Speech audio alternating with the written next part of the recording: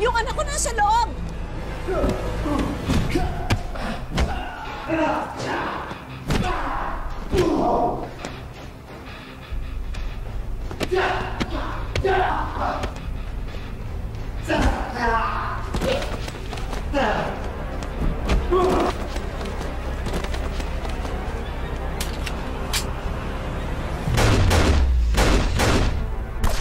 Baka mapano yung anak ko? Papasukin mo ako, nasa loob siya eh!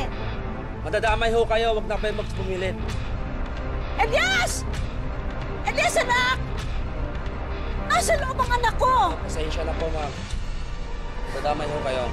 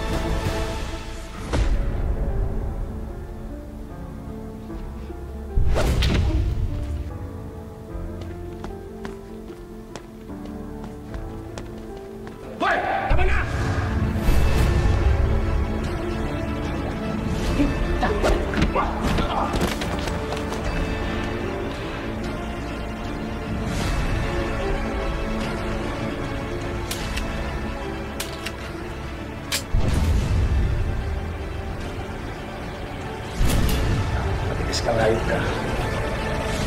Patay ka sa akin.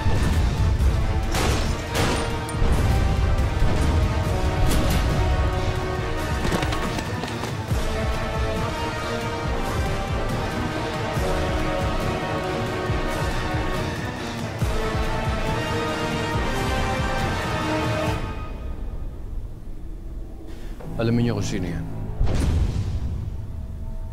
Kung kanino siya nagtatrabaho.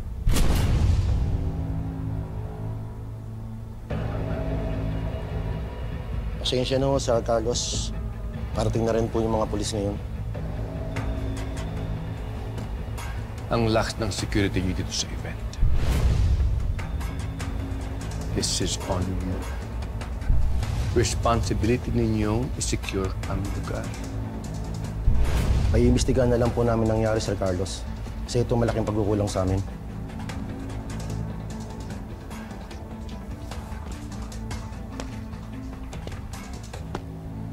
Hoy! Pagkatuwa po!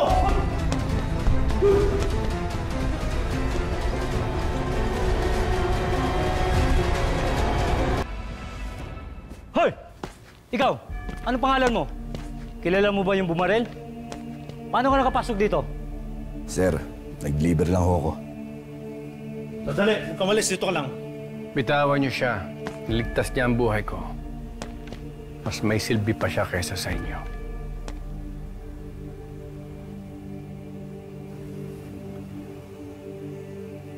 Ginawa ko lang ho kung anong tama, sir. Utang ko sa'yo ang buhay ko.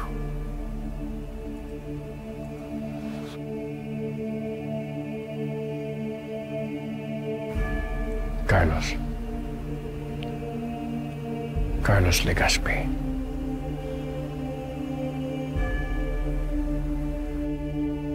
Elias ho. Elias Guerrero.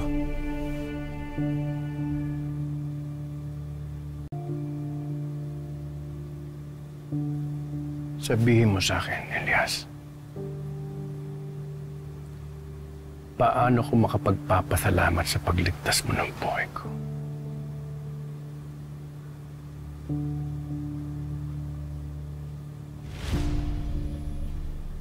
Bakit ho ba may gustong pumatay sa inyo? May naiingit sa trabaho ko. Milyones ang halaga ng bawat transaksyon.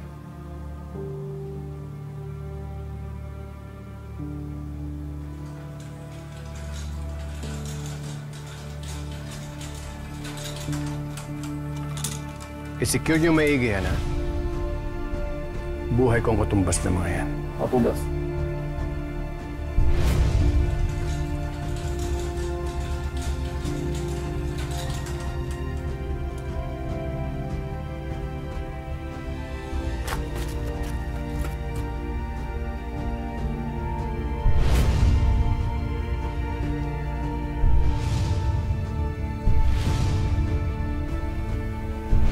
Sir, hindi na ho.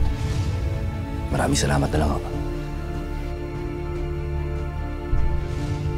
Naligtas ko kayo dahil nagkataon nandun ako. Ayos na ho yun. Hindi lahat may lakas ng loob tumulong. At hindi rin ho lahat ng bagay ay may katumbas na halaga.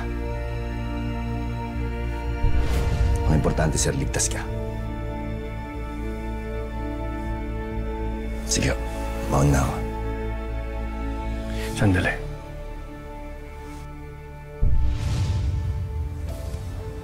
Salamat.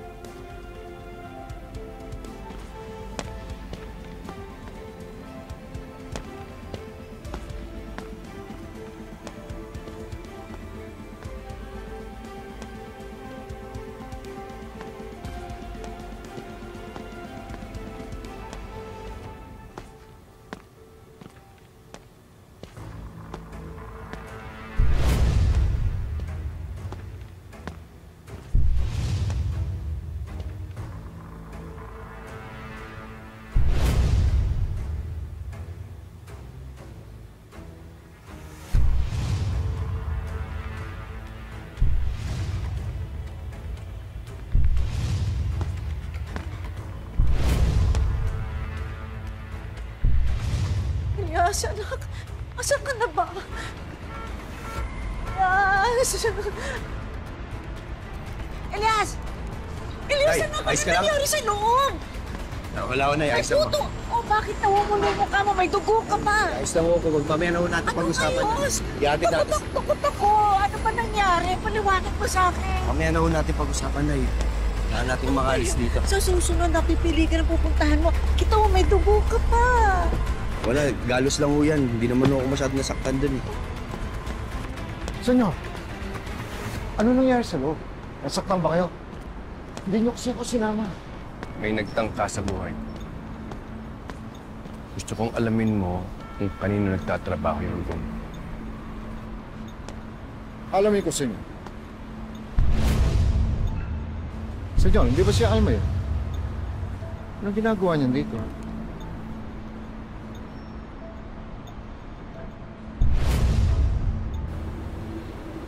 Siya yung lalaki nang ligtas sa akin.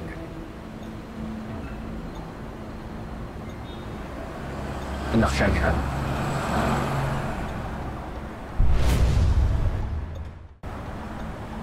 Tawagin niyo yung mga tao. Mabuti pa umalis na tayo bago pa kayo makita ng Alma. Hatid natin sa pwesto mo na eh. Sige.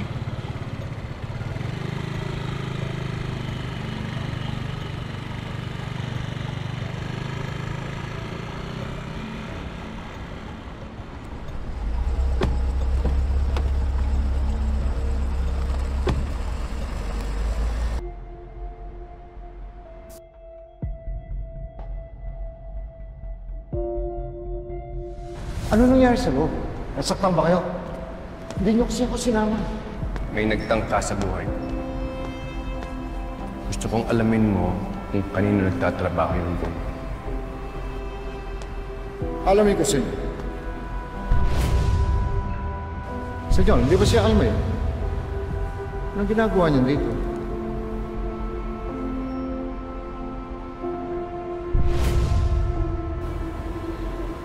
Siya yung lalaki nagligtas sa akin.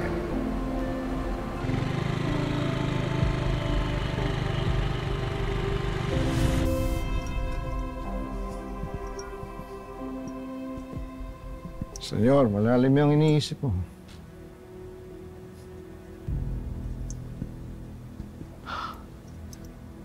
Alam ko naman, matagal mo nang kinalimutan si Alma.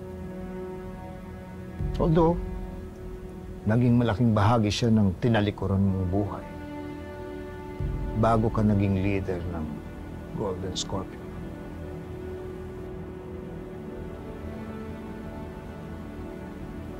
Pero hindi ko alam na nagkaanak si Alma. Wala namang masama kung naghangad siya ng sariling pamilya.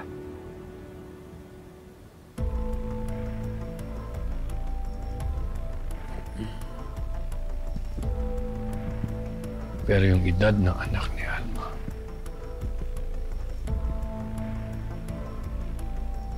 parang ang lapit sa mga panahong nagsama kami ni Alma. Teka. Senyor, huwag mong sabihin na iniisip mong... Hindi naman siguro masama na maniguro ako.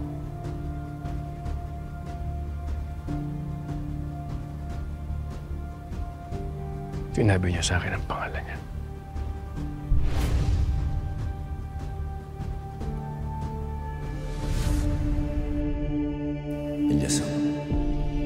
Elias Guerrero.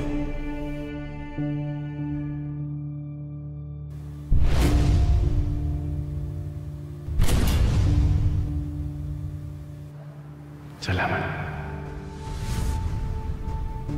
Elias. Alamin mo lahat ng tungkol sa kanya. Gusto kong makilala kung sino si Elias Guerrero.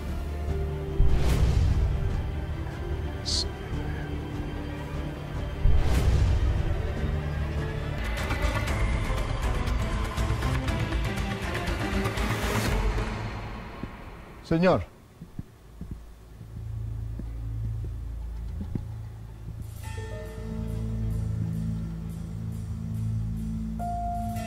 Katibayan. Sa Cebu pinanganak si Elias. Kung saan kami nagkakilala ni Alma.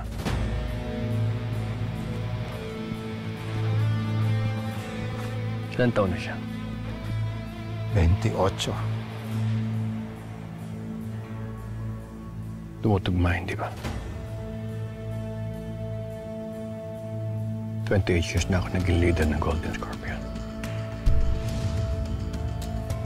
Simula na pinaglayo niyo kami ni Alma. Malamang po kasi nagkaroon din ng ibang lalaki si Alma bukod sa iyo. Hindi ganun ang pagkakilala ko ngayon. Maging ganun man. Ano ang plano mo kung sakasakaling totoo nga na may isa ka pang anak bukod kay Calvin?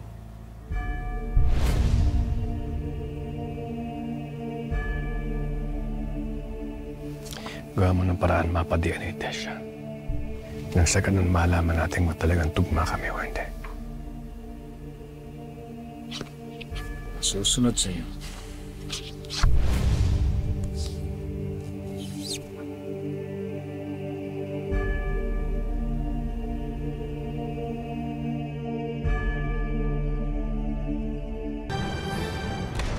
Hindi ako nakikipaggaguhan sa inyo. Ang dami ko ng problema! Totoo yung sinasabi namin sa'yo, Calvin. Calvin! Hindi ka namin ginagago! Eh, anong sinasabi nyo? Nagpapaimbestiga si Papa kay Hugo para malaman kung meron pa akong ibang kapatid. Ha? DNA test na pinag-uusapan nila. Sino? Kilala mo ba kung sino? Ha? Sino? Sino daw? Anak Calvin!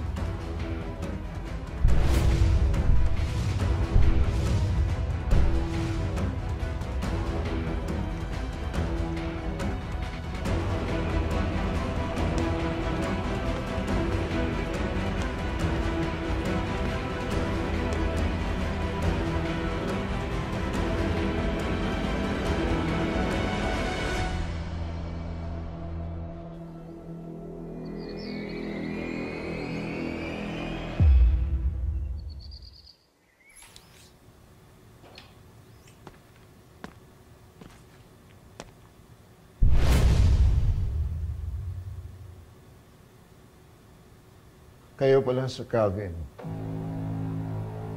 Oo. Ako lang, Hugo. Bakit? May iba ka pa bang akala? Ano pong akala? Ibang tao. O di kaya? Ibang anak ni Papa. Hindi ko po maintindihan kung anong gusto niyong ipahiwatig, Sir Calvin. Huwag ka na magmaang-maangan, Hugo. Memoryado ko ang bawat sulok ng mansyong ito. Dito ako lumaki. At may tenga ang lahat ng pader dito. Alam ko may sikreto kayo ni Papa. At ngayon, kinukumpronta mo ako.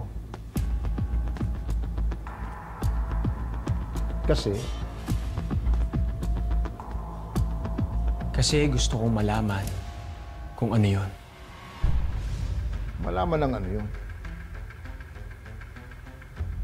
Ano pa man, tikum parati ang bibig ko. Wala akong gustong sabihin sa'yo.